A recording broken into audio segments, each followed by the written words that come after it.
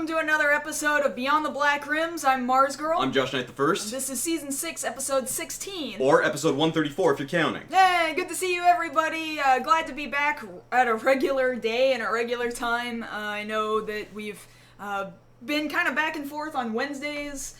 It's all Marvel's fault. It is kind of Marvel Cinematic Universe's fault that this is happening, but hi! Good to see you guys back here. As usual.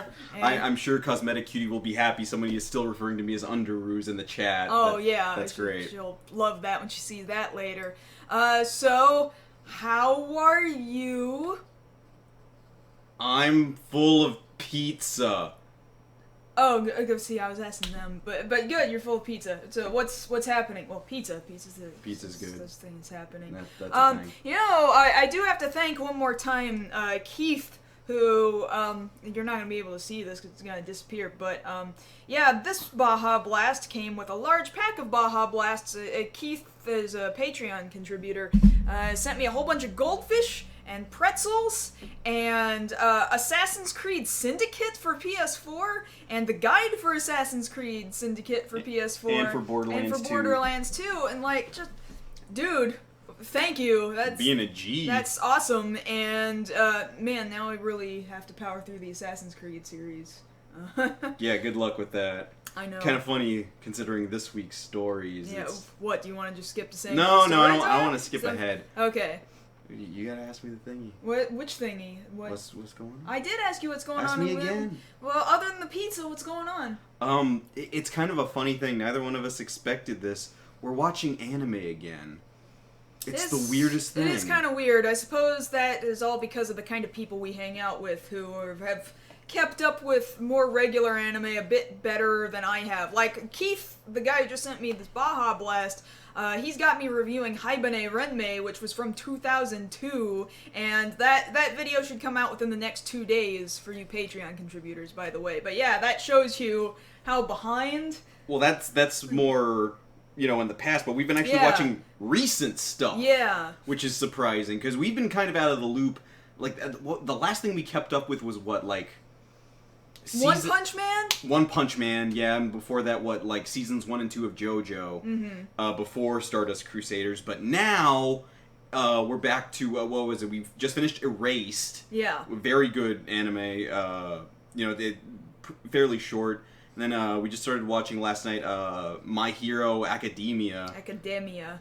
Whichever, same difference. It's pronounced de. Academia. Well, it's kind of in that same vein, though, of One Punch Man, a world filled with superheroes, things like that, you know. It's very shonen. There's no hiding that. Yeah. But that doesn't mean it's not good, that it doesn't have merit. I will stay concurrent with it. And we tried watching, what was it, episode 1 of God Eater? Yeah, and that was kind of bland. Not feeling it. I'm sorry to say. Maybe the games are better. I don't know. I haven't played the games. Yeah, the games looked a lot better, especially when we were there over at the Tokyo Game Show and they were advertising the sequel. It's the third game, in fact, I think. Yeah, one of the sequels. Then I think it was Resurrection. It was what it was called. I legit don't know. I'll have to figure it out at some point in the future because I'll give them a shot. Yeah, But the anime, it was one of the most generic things I'd ever seen. The only thing that really stood out about it was the fact that it was clearly animated, 3D, cel shading, and it was okay at doing that. I think it did a better job than those Berserk movies did with its 3D and cel shading. Yeah. So, yeah. I mean, it's kind of nice because I haven't consistently watched in about... at least a good 6 years, maybe more. Because I remember what it was like in my college heydays, you know, when, you know, that was all you would do for 8 hours straight with a bunch of people. Yeah, I don't have time to marathon shows like I used to. Yeah, I really just don't. We don't have that kind of time. We want to have that kind of time, you know, climb the highest mountain, watch the kind of anime we want to watch, because we have that kind of time. But we got life, and we don't have that kind of time. But we got this, and this is nice. Yeah. These few shows. Yeah, and good to have the friends that have been introducing us to certain stuff, because that's just the anime market for you these days, you know? It's both good and bad, that it's so easy to get into the anime industry now, as in, like, produce anime, because now technology is just easier to get a hold of, it's cheaper now than it used to be, and literally anybody can make anime at this point, which again is really great, but it's so overwhelming, and you have to start sludging through all of the really generic stuff that's all just the same over and over again. So thus we need the friends who can give us the recommendations of this is not that sludge. Exactly. So that's what I'm happy for. You always need the recommendations. We also recommend you watch the rest of the show, huh? See, segue. Your I got segues are terrible. Oh my god. Okay, so what? Let's just get at it. Yeah. What are our topics for later today? So first and foremost, you guys saw us complaining about it over on Twitter. Now we're bringing it to you live tonight. Our take on the new movie suits for this Power Rangers reboot movie. We got words. Yeah, there's some words. There's some confusion, and there's feelings actually for me in two different directions, and I don't really know how to feel. It's mostly confusion. Mostly confusion. Uh-huh. Not gonna lie. Second of all, of course, we've got this Assassin's Creed movie trailer that's just come out for Assassin's Creed. Is that all it's called? Assassin's Creed, yeah. Well, that's kind of misleading because it's totally not based on Assassin's Creed as in the first game. Well, not in terms of the first game, but we talked about it at length. But now we've got the trailer. I'm gonna bring it to you. A few more words. Not bad different words. Some different words. Not awful. Not as bad of words. Not awful words. Not as bad of words as Power Rangers suits. Yeah. And then finally, something about Supergirl or something. Yes. So this broke maybe a couple of hours ago. I love it when we have nights like that. So amidst all the confusion of CBS renewing all these different series, Supergirl is getting a renewal for season 2. However, it is moving home from CBS over to CW. We're going to talk to you guys about that. Could be good and or bad things in regards to that. That's definitely a mixed bag. Yeah. But definitely stay tuned for that as our third story. Yeah. But we got follow-ups, right? Oh, do we got... You kind of overloaded me. I didn't try to do it. It was just a heavy news week, all right? Sometimes we have light weeks, this is a heavy week, all right? So let's get right into it. First and foremost, screw the pleasantries. Not quite Justice League. Let's get it up there. Why is this still a thing, Josh? I don't know, but we're putting up with it. Why? What else could you possibly have? Why do I have to ask you this question every week? Because you're wondering why it's still a thing? Well, it's not about Batman v Superman Yeah, anymore. but now we've extended it over to Justice League, which is going to suck. No, we need a new image now, because this isn't about Batman v Superman anymore. Yeah, but it's still not quite going to be what we expect it to be. No. We already had this conversation. It's useless to fight now. Okay, so new news. Ben Affleck is now executive producing for the Justice League movie. I mean, maybe that's okay, but I'm still not sure. That's not going to help much. It's really not. Again, that's putting a Band-Aid over a bullet wound. We're already worried. Also, WB seems to be confirming that the proposed bad guy for this Justice League movie isn't in fact going to be Darkseid himself, but that Easter egg character that you guys saw in that weird clip that they released, who was apparently one of Darkseid's henchmen, Steppenwolf, which... Yeah, really, that's who people were expecting this whole time. I was really looking forward to Steppenwolf. No, we weren't. Shut up. I don't really know that character, I'm not gonna lie. That's the thing. Hardly anybody knows that character. We know Darkseid. Yeah. You guys were teasing Darkseid, and you give us Steppenwolf? Why did you... No, that's not even close. That's excuse me, I'm here to take your drink order. What would you like? Can I get a Coke? We have Diet Peach Fanta. That's not even close, alright? No, that's not what I ordered. Alright, on the positive end of things, we have confirmation that Wonder Woman has finished filming. Yay! Yeah. So, hopefully, now that that's done, editing can begin and we can start to see a full trailer for this, and we have fairly high hopes for that over that piece of crap. Alright, get it out of here. Thank you. Alright, so moving on to the TV news. Gotham apparently won't stop introducing villains like this is anything new, but now we have a picture for you of their rendition of Clayface. Of course, this looks hilarious, by the way. This is... Brought to you care of good old Dr. Strange, Dr. Hugo Strange over at Arkham. Apparently, if I'm looking at this the same way, Hugo Strange and Arkham and Indian Hill is to that series what the meteor shower in Smallville was. It's this one simple thing that's responsible for every villain existing. Right. Which is really dumb when you think of it.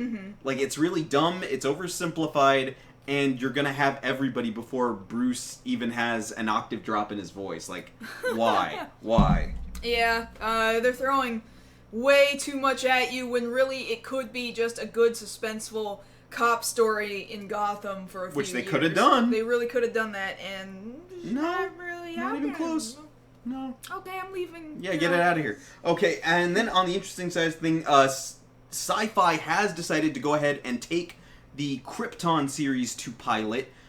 This being set 200 years in the past, so it shouldn't necessarily have anything to do with any other currently existing DC television show, but who's to say at this point, given the current state of things? It could be okay. Yes. It could be. We'll see. We'll see. It's got two things not working for it: sci-fi and sci-fi. All right, moving on to the Marvel news, which of course we still have a lot of here. So, sad news. Some of you guys have already been talking about it here in the chat. Unfortunately, we've got a tragedy to report. Agent Carter will not be making it to season 3. Unfortunately, the Haley Atwell themed headed show is not going to be making it. However, Haley Atwell herself will be headlining a show there on ABC, so she's not out of work. But it's not a Marvel show. No, it's a completely different show. But to be fair, I don't believe a lot of people were watching Agent Carter. I didn't see a lot of buzz about it. I saw like 2 people in my Twitter feed. The devoted fan base is like, but I don't see a lot of them. Is the thing. I would like to catch up on it, but that's the thing. I wasn't watching. I'm part of the problem, I guess. And then, in addition to that, the proposed Agents of S.H.I.E.L.D. spin-off, I think it was Most Wanted, was going to be happening, then wasn't going to be happening, was going to be happening, now confirmed not to be happening. So that's not happening either. That one just didn't get off the ground. Sure. So, it's not really a loss since it's never really got started. Mm-hmm. I hear you. So, so much for that. In positive news, though, Kevin Feige has confirmed that they are dedicating themselves to doing a solo Black Widow movie. That's all anybody wanted for years. About frickin' time, alright? Some good news. Very happy to hear that. Mm-hmm. No word yet on who's directing, when they're going to fit it in, but odds are, since there's an open slot now, since Inhumans isn't there anymore, I'm just saying, that's the easiest place to put it. More than likely, they should do that, and like, how difficult is it, like, who else new do they have to cast? Only a couple new people if they give her... Yeah, if they give her a completely different villain that's never been touched upon before. Which they can totally do. Marvel still has a good, deep bench of characters that they still haven't gotten into yet. But yeah, they totally have everything ready for them. They have the market ready, especially now after Civil War. We want more of this. We've been asking for more. Now you want to deliver? Good. I will make reservations. Okay. Okay, and then an interesting little tidbit here. Sharon Stone has gone on record as saying she's going to be featured in a Marvel movie, but she won't say which one. And thus, we don't know who she is. People are kind of reading in kind of hard into the wording. She says, I have a wee role in a Marvel movie, so people are making the theory, the jump in logic, that would refer to her potentially playing Janet Van Dyne, the original Wasp, in the Ant-Man movies, perhaps in a flashback of sorts. That could be, yeah. Which would be interesting, putting her with Michael Douglas in a flashback sequence, since... What would they do, like, de-ageify... Because Michael Douglas, they de-ageified him. With fairly good success there. It was okay. It was one of the least terrifying de-ageifyings I had seen in movies up until that point. Like, take, for example, the dude that we saw in Tron Legacy? Oh, Jeff Bridges. Jeff Bridges was the scariest... de-aging I've ever seen. Now you mean that in terms of Uncanny Valley, right? Yeah, it was awful, I thought, personally. And then I think you'll always make mention of Patrick Stewart. And Ian McKellen, they're in X-Men The Last Stand. And of course there's a bit of it here in Civil War, too. But you guys, if you haven't seen it, still go see it. It's making amazing numbers. Yeah, right of course. Now. There's not even a need to mention it. Everybody's going to see it. It's getting all the praise it's worth. A funny thing to note, just to bring up, just for the sake of sticking it a little further, somebody did a count. Spider-Man has more lines in Civil War than Superman has in all of Not Quite Justice League. Oh snap. Alright? He's not even in the title card, and he has more lines than your main guy. That's pretty amazing. That's pretty amazing, Spider-Man. Oh my god. Okay, moving on to some other news. Alright, so again, some of you guys are talking about this out there. Surprising news. DC has put the kibosh on Disney Infinity completely. Not just Disney Infinity either, huh? Like that They're just not doing console gaming anymore. Interactive Studios or whatever. Yeah, all console gaming just went. Yeah, they have confirmed they've got 2 more releases that they already had in the works. One for Finding Dory and one for Alice Through the Looking Glass. Both of those coming out later this summer. But then after that, no more. Really? I think that's smart of them, because I feel like them trying to spread themselves too thin into the gaming market is a bit too much. The best thing that they can do for themselves is what they used to do back in the day for their older console games, and they license their stuff out to actual gaming studios that know what they're doing.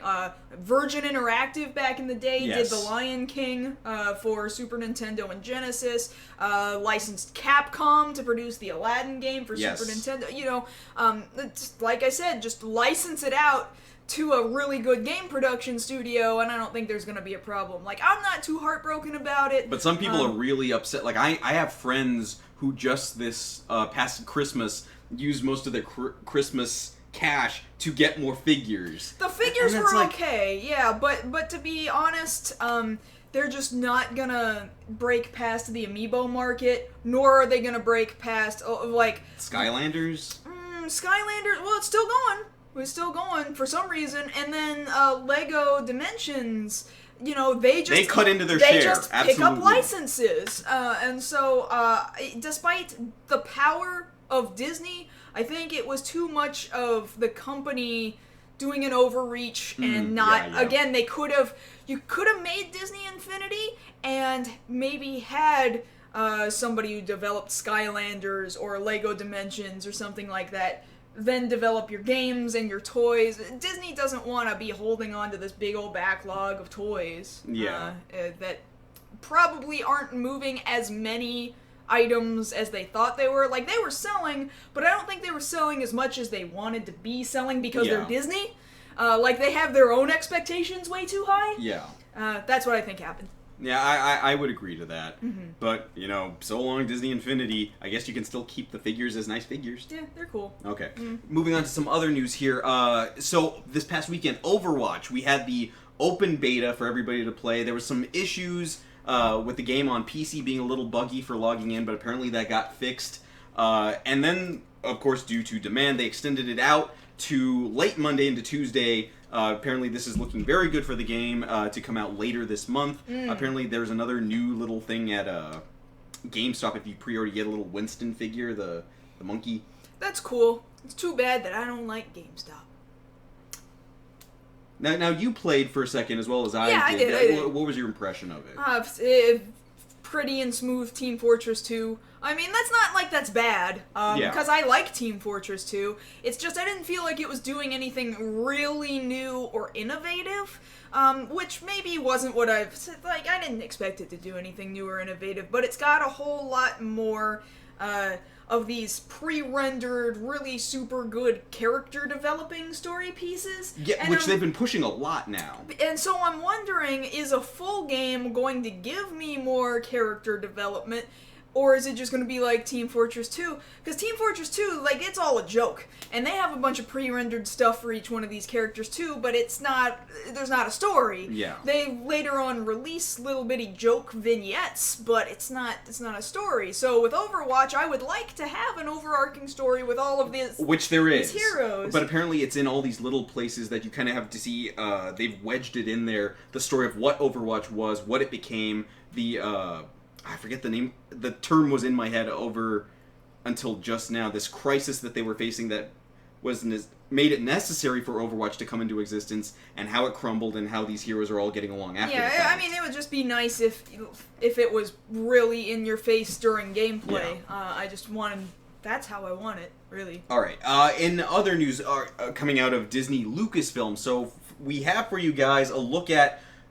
Now, this isn't 100% confirmed, but it's like 90% confirmed. Our look at our new Han Solo. We have a picture here of Alden Ehrenreich, who is potentially the guy to be Han Solo. He could be the guy. He's done some other things. He's done some movies for Woody Allen. He was recently seen in Hail Caesar for the Coen brothers. Other than that, he hasn't been in anything I've seen at all. I mean, it could be a good thing, you know, unknowns work. I mean, that's been known to work in Star Wars. Yeah, after all, Episode 7, who knew who Daisy Ridley was? Mark Hamill was nobody before he was Luke Skywalker. He's just kind of, somebody said to him, hey, you want to go try out for a movie? He's like, sure, why the hell not?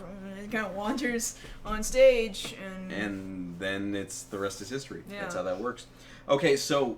what else do we got here? Also, we got a new trailer out for Voltron Legendary Defender out of Netflix. This being our first, fuller look at the series, which comes out later this month on Netflix on the 20th, if I'm not mistaken. Mm-hmm. Interesting look. Nice to see the animation art style here from the same guys who brought you Avatar, Legend of Korra. Yeah. You were saying to me this looks better to you than the original. Yeah, because really it's telling the same story that the original story was telling, but think of what Voltron was. This is not to bash anyone's childhood dreams, because, you remember when we were kind of back and forth going back between, we'd watch an episode of Go Lion, the original Japanese anime that Voltron comes from, and then we would bookend it with watching an episode of Voltron.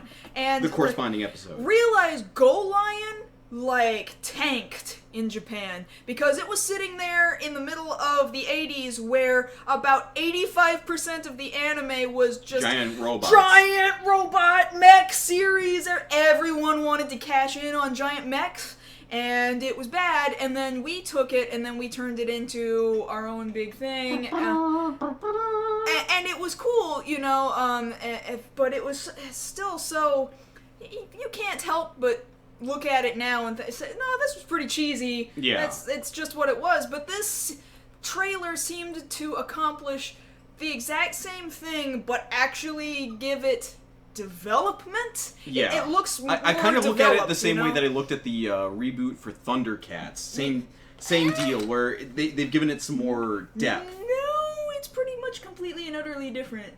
We're spending... Well, okay, as far as the property is concerned, yeah, it's different, but as a whole, it gives it more depth. Yeah, I guess. Okay.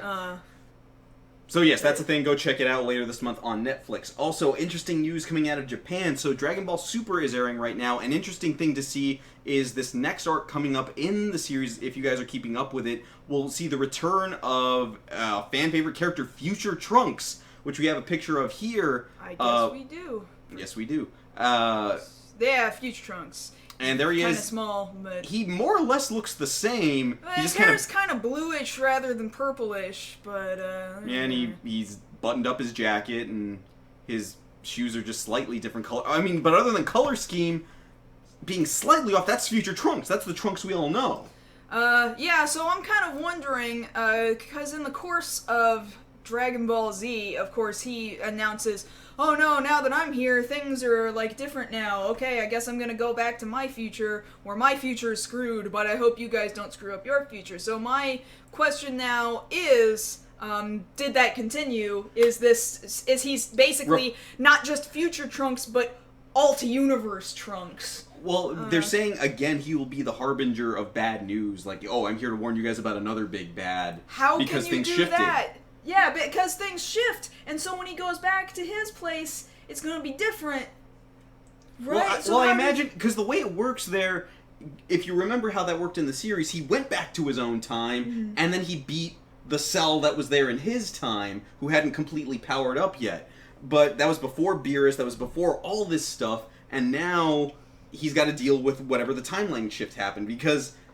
he still had to defeat Cell in his timeline, instead of Cell already being dead at the hands of Gohan. Which is why what I'm telling you is, because his timeline is different, anything bad that happens in his timeline is now no longer a reflection of what happens in that first timeline, so how in God's name is he giving them bad news?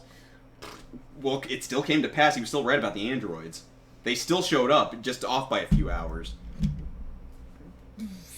Yeah, but now the way it was handled was completely differently. Do you not understand this? I get that. All right. All right. So let's see what else. Last thing we'll talk about is Kamen Rider Ghost. So we got our first look at two things, both having to do with the future of Ghost. So coming up in a few weeks, we'll see the reveal of Mugen Damashi, which we have a picture of here at the top of this picture. There we go. And at the bottom, you'll see the Ghost icons that will be available for the movie coming out this summer. Apparently, the bad guy in the movie is, wow, this took a lot of thought, Kamen Rider Dark Ghost.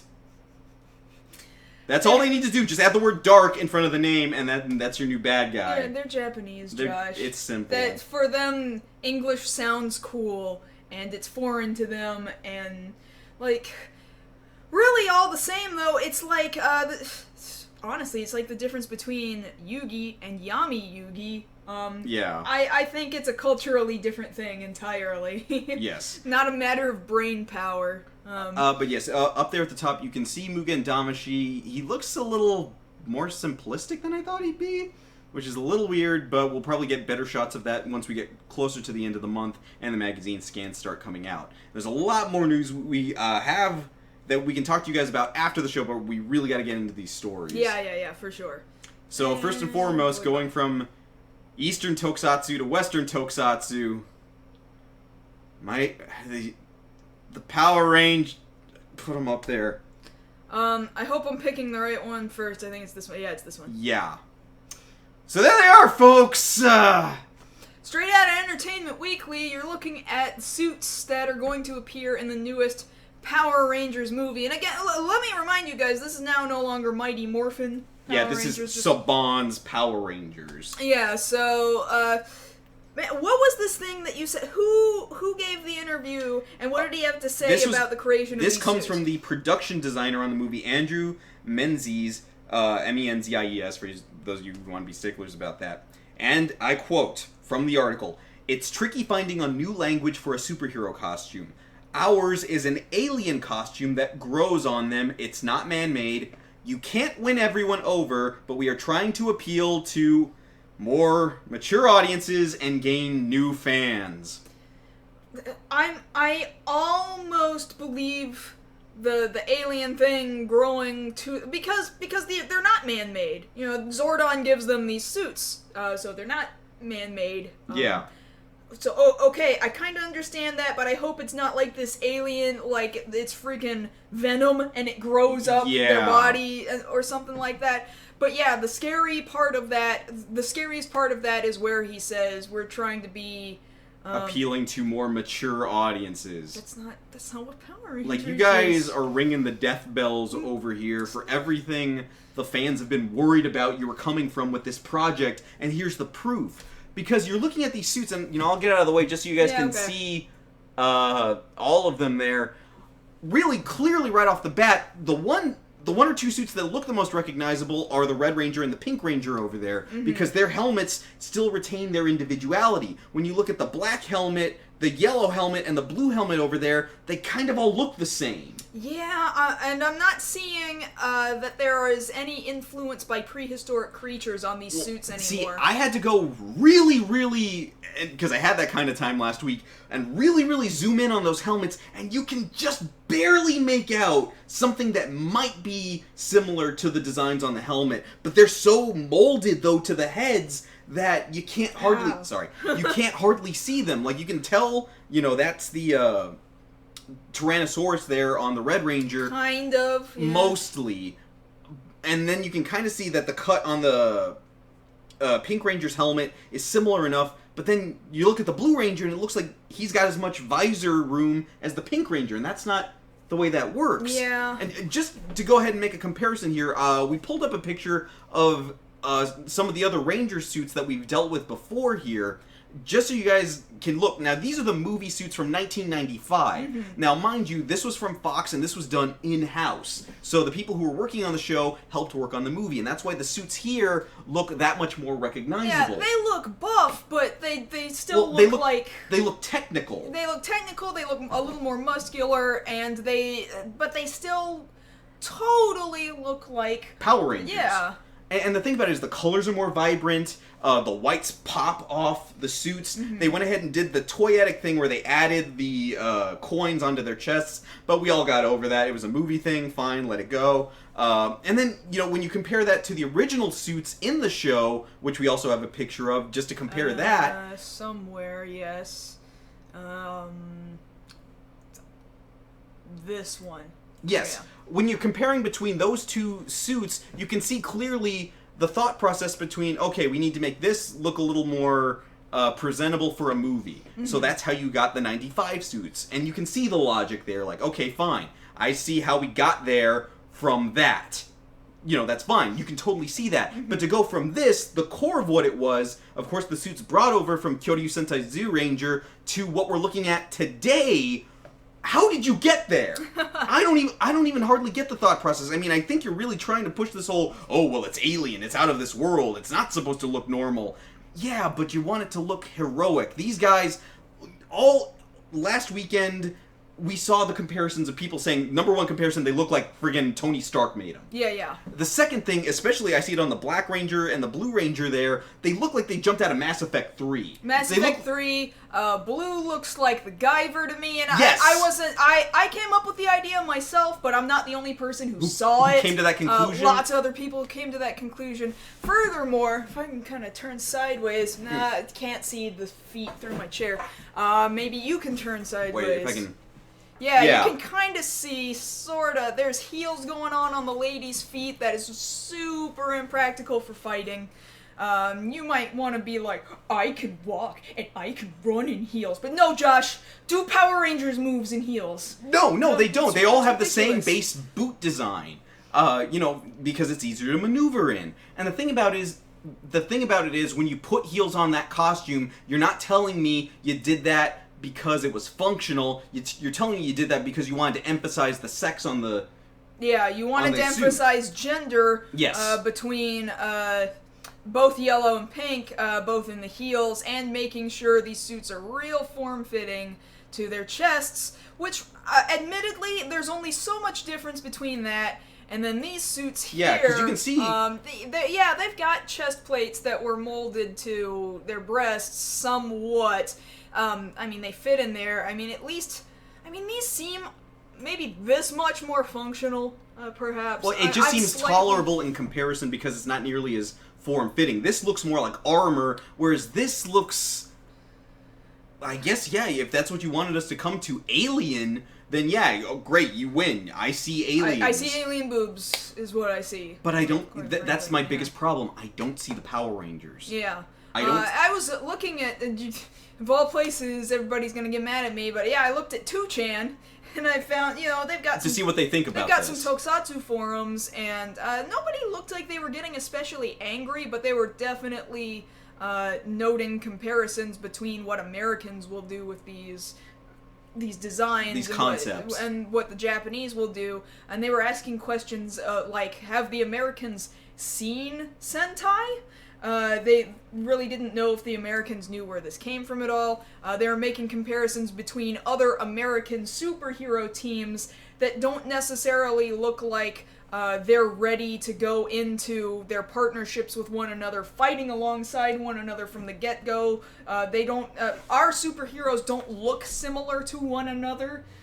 They just kind of get thrown together, which really, I suppose, in America, that shows diversity. But then I kind of wonder, and I look at these suits, and I actually don't see diversity in the suits as much as there used to be. No, because, there is a uniformity. They are uniforms, but at the same time, especially with the helmets, you could tell, there's an individuality to them, which is part of what I remember back in the day kids could latch on to. I remember... If you remember the old Super Nintendo games, like the first one that came out for Mighty Morphin Power Rangers. Super Nintendo and Genesis, yeah. More Super Nintendo, because Genesis was better about it. All they did was they had the Red Ranger sprite, and then they just palette swapped for each Ranger in the game. Yeah, but at least one of those games was just a port, and they were literally the exact same game. No, it was two different games. There were two different games, but one of them had a port on both Genesis and Super Nintendo. No, they had the same label, but they weren't ports. Or no, actually, I know you're referring to the movie one. Yeah, the movie one had a port. But speaking specifically to the original one, that's how I feel about this. Is that they've just taken one base suit and then color swapped it and taken out all the individuality out of it. And the thing about it is, I made a very bad MS Paint. Like took me like 10 minutes to do. Yeah, sorry, I was working slow. Just to kind of exemplify what I think the suits needed.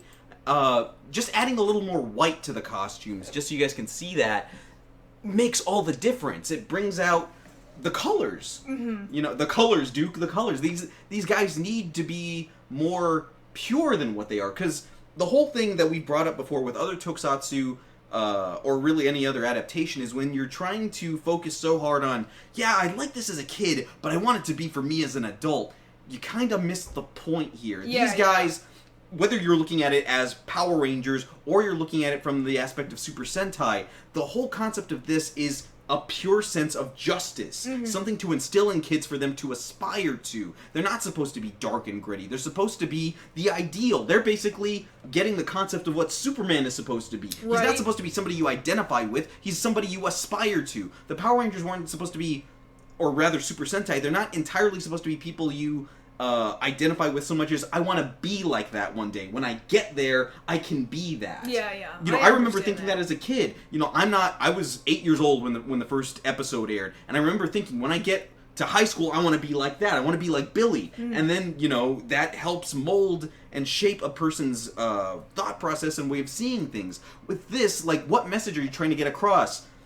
Buy our movie. That's all I see here. Yeah. And the thing about it is, I don't know how many people are going to buy into this product. Because I think it's so funny that they're like, we want to create a new fan base, and I'm like, great, you want to create a new fan base to then do what? Watch the children's TV show? Exactly! What audience do you think that this is good? Like, if you only plan on banking on this one movie, then okay, you'll make some money once. But if you're getting a new fan base, that's going to be a flash in the pan, and then it's going to be over. Yeah, because that's literally the dumbest thing you could do. Mm. Because, yeah, then what are they going to do from that point? At that point, you're not selling anything more to them. And then, of course, there's the whole thing of, if you compare Rita's green suit to these suits, it seems kind of obvious she's pulling from the same energy or power or whatever that they've got, mm-hmm. which again lends credence to the whole thing of, oh, well, that's how they're going to write in the Green Ranger eventually for a sequel, which we all know that's what they're planning for. They want to push this thing. Because nowadays, if you make a movie, you're also planning to make a sequel. That's just the way especially the world when now. It comes to heroes of any variety, yeah.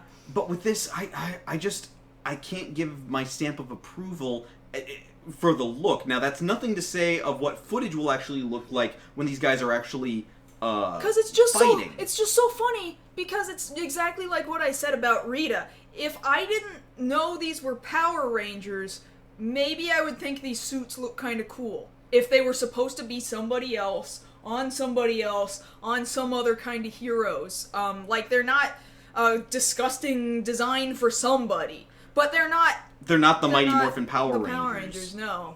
They're not the Jew Ranger influenced Mighty Morphin Power Rangers, no. Because when you want to make the comparison, like, I've always made this distinction in my head. The movie suits, those are ours. We made those over here. We didn't borrow suits. We made those here from 20th Century Fox. Granted, we made these too, but I can't call them Power Rangers. Yeah. I don't think I can.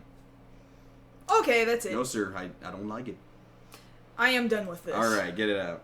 All right, so let's move on to our second story, which is the trailer we have for you here in progress right now from, again, 20th Century Fox, of Assassin's Creed. This is the first look here with Michael Fassbender here in the lead role. What, did this just drop, like, yesterday? Last night on Jimmy Kimmel. Mm-hmm. Man, Jimmy's getting all the scoops, man. Yeah, it's crazy, yeah. But what we're seeing here is a plot very similar to the first Assassin's Creed game, with a couple of notable exceptions here. For those of you unfamiliar with it, Assassin's Creed generally is the story of a man who's pulled into this fight between two different groups, the Templars and the Assassins, and is usually hooked up to a device called the Animus, which allows them to then regress into past memories of their ancestors, who more often than not were deadly assassins. hundreds of years past. This, for example, is taking place 500 years in the past. And during the Spanish Inquisition. I was about to say, what people might not have expected was the Spanish Inquisition, which is not a thing that has, to the best of my knowledge, been touched upon within the Assassin's Creed games very much. Like, it's been mentioned. Like, yes. There's been little drops take for example, Assassin's Creed 2, what's its spin-off? Apparently they briefly discuss the Spanish Inquisition, which should mean that this is around the same time that the character Ezio happens to be alive. Yes. I suppose you could say that there is any possibility that Ezio might appear as some kind of cameo in this. They've hinted as much that there might be a cameo by Ezio. Which is to say, why would you do that? Because it's interesting. So this is like a completely new character. The dude that's being sent back into his regressed ancestral memories is a new dude. Yes. He's a new assassin entirely. I do kind of wonder why it is they've created a new assassin for the movie rather than just, come on, you know that Ezio was your moneymaker, why didn't we just make an Ezio-based more to the Assassin's point Creed? there, because the character he's playing here, that Michael Fassbender's playing, is named Callum Lynch, who jumps back into the body of Cortez, his Spanish ancestor. The big question a lot of people were wondering about when this movie even got announced is, well, why aren't we dealing with Desmond Miles, the original core character, and the first assassin, Altair, who of course was there in Assassin's Creed and those few spin-offs there. And then of course, yeah, famously Ezio in Assassin's Creed 2, through all of those other games, Brotherhood, Revelation, and subsequent spin-off titles, he's the most noticeable one. And you can see kind of here they're borrowing elements from that, because Ezio was the first one to use the double hidden blades. Yeah. That was the thing that's, he was most known for at the beginning, and then all of his adventures. But the thing about it is, it feels unnecessary to have a new character when you could have just told that story. Perhaps. Like, would it have been so hard to call him Desmond Miles? Because otherwise, this just kind of, it does look identical to a lot of gameplay. It really does, though. The costumes, while he's supposed to be Spanish, and where does Ezio's time, it was not Italy, is it? No, Italy is for Ezio. It's Ezio. Altair is during the Crusades in the Middle East. So he's in the Middle East. Like otherwise, Jerusalem. Otherwise their assassins' outfits all look so very similar. See, the thing about it that you can see that they're borrowing from more recent games is as the games progressed, and we've got some of them here just to kind of demonstrate what we're talking about. Really, you've got almost all of the main language. Almost, not all. So you look at the first one there, I don't know if you guys can see that.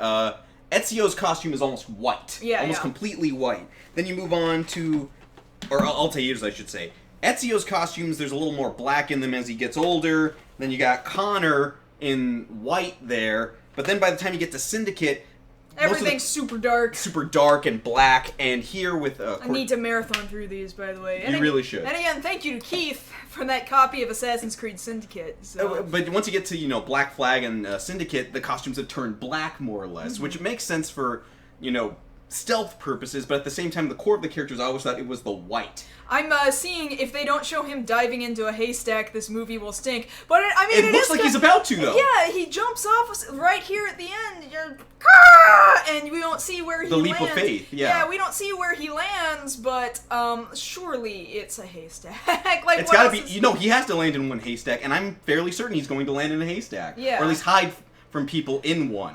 So I suppose the look of the trailer isn't necessarily horrible. No. The horrible thing about it is the Kanye West playing the entire time. I am a god. Oh my god, it ruins this trailer. No, that song, especially when you think about it. Which was it for? For Revelation, the trailer that came out. They used that song from Woodkid Iron. That's how you friggin' make a trailer. Yeah, all right. Yeah. That song. If you just put that over here, I don't think anybody would have complained. It would have been fine, and we could have lived with it. And then again, here you're seeing the new movie Animus, which I think makes sense in terms of functionality, because in the games you're just kind of sitting in a chair in the Animus. I think that makes the most sense, personally. I think it looks the most scientific, and this looks the most sci-fi, and this is what. Well, let's not kid ourselves. At the core, Assassin's Creed is very sci-fi. To an extent. when you're talking about the present day stuff happening. Yeah, but as far as the technology is concerned, part of the deal, especially with Desmond, is that as he's experiencing the memories of his ancestors who were assassins, he develops the skills that they have. And the way they're wanting to represent this on the screen is they've allowed an Animus to allow Callum Lynch here freedom of movement to actually move and learn and actually physically develop his muscles to do the actions that his ancestor is doing, which to me makes sense. I don't knock them for that decision. Yeah. It looks better visually. It comes across. I suppose I need to really wait and see what the actual 500 years in the past storyline is going to be, because I don't entirely understand what they're looking for in that, because otherwise the rest of this trailer sort of just looks like all of those free-running videos we see out of those French guys who dress up in Assassin's Creed costumes, and then they do all this free-running to epic music and go running all over Paris. If it's anything like the games,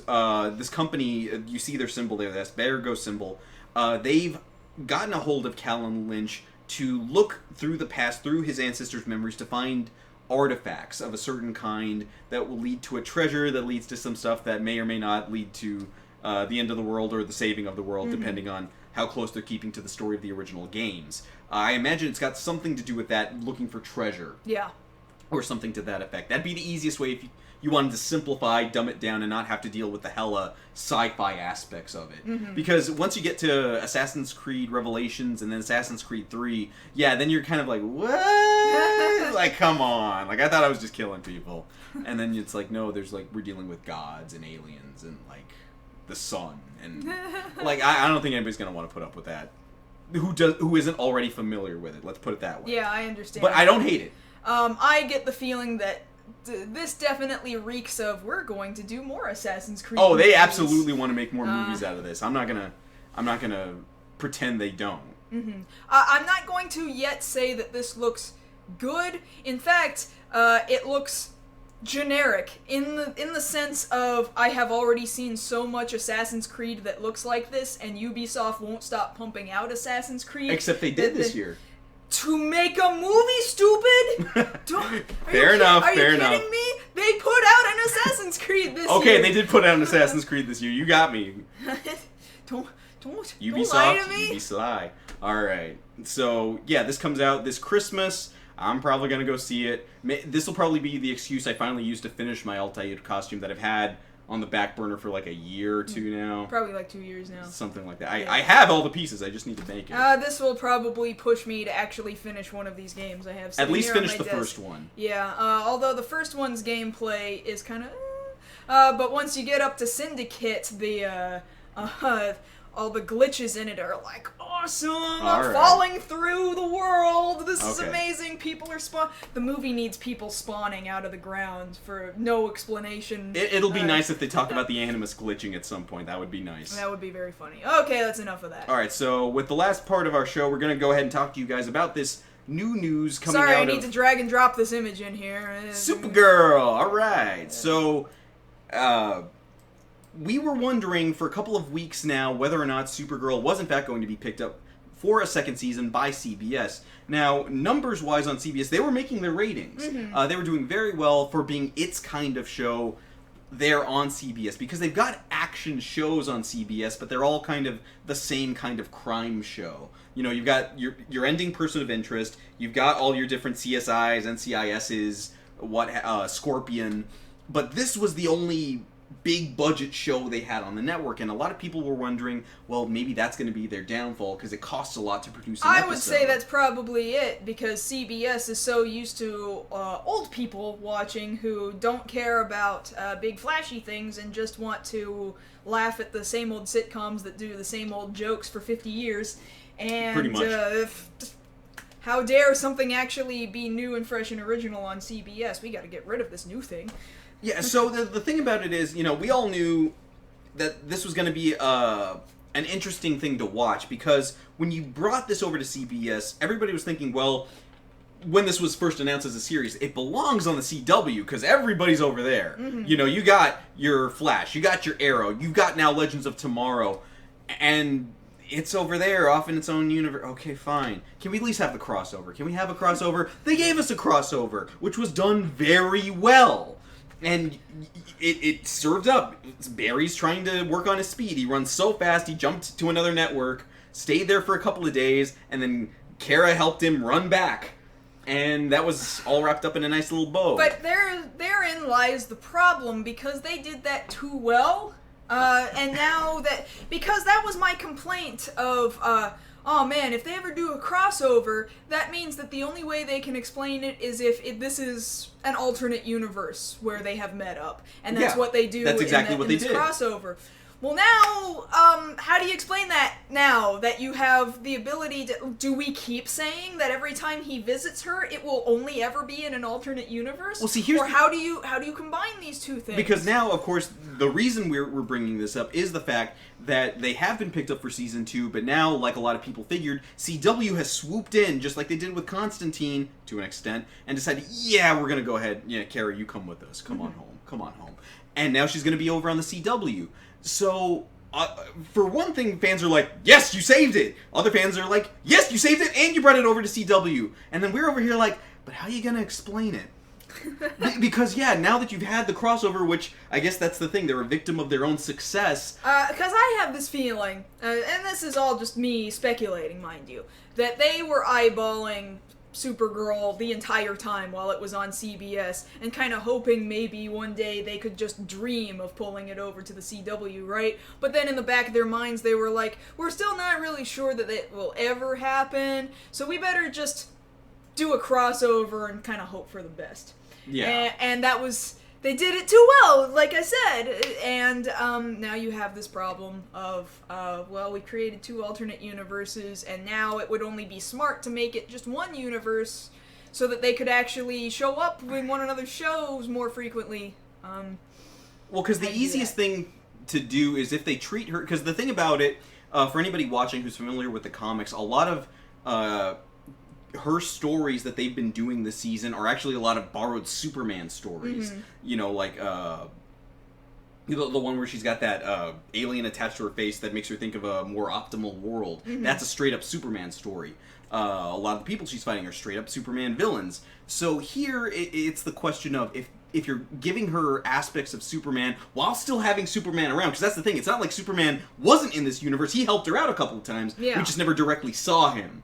But now it's the question of, well, if you can do that, some of you guys know what I'm talking about. If we can give her some Superboy aspects here, and she just, by accident, breaks reality, that could be a thing, and we might actually accept that, because it's like, alright, fine, that's what you had to do, because we had to bring them together, alright, fine. Or have another thing of, well, Barry ran so fast that, oops, I combined the universes, and great. I guess when you're talking comic book adaptations, you can use whatever the BS you want. As long as you write it well and you act it well. If anybody saw this week's episode of The Flash, the one that Kevin Smith directed, you know you can get such amazing stories out of this. And I guess that's true, yeah. And it's done so well. There's a reason people at CW want this to stay alive. Mm-hmm. Because... Even Nash has gone on to say this, and I echo that response. She's the best Superman on TV. Yeah, she's the best Superman, period, right now. I would agree. Because she's the more shining example out there, and she's, a positive role model. Yeah. We need that. We need that to stay alive. And plus, let's be honest over here, CW just kind of made room for another female superhero. Thanks a lot! So we need her. To put it bluntly, we need her over there. Mm-hmm. I think whatever explanation they come up with, I absolutely believe that they're going to combine the universes and have her show up alongside them. But then the bigger thing, and I guess this will be the last part of wrapping it up, is the fact that she lives in a world where Superman exists. Mm-hmm. And you know how they've been about trying to keep their movie stuff and their TV stuff separate, which is why they've killed off characters on Flash and Arrow that are going to be in Suicide Squad. Because DC makes brilliant decisions, right? Oh, absolutely. So now, how are you going to explain away, if you bring her over, how do you not mention Superman? Mm-hmm. And if you have to deal with Superman, then people are going to put pressure on you. How come you're not dealing with Batman? Where's Wonder Woman? Where's Hal? You've been teasing him for like 2 seasons. Where are they at? Yeah. And then DC television might have to cave and be like, oh, we've got too much hate on Twitter and Tumblr and Facebook. We're going to have to make a TV Justice League. And then everyone at home will be like, yes. Because now, if they slowly build that up over time, that's okay. You mean if they did that smart? Yeah.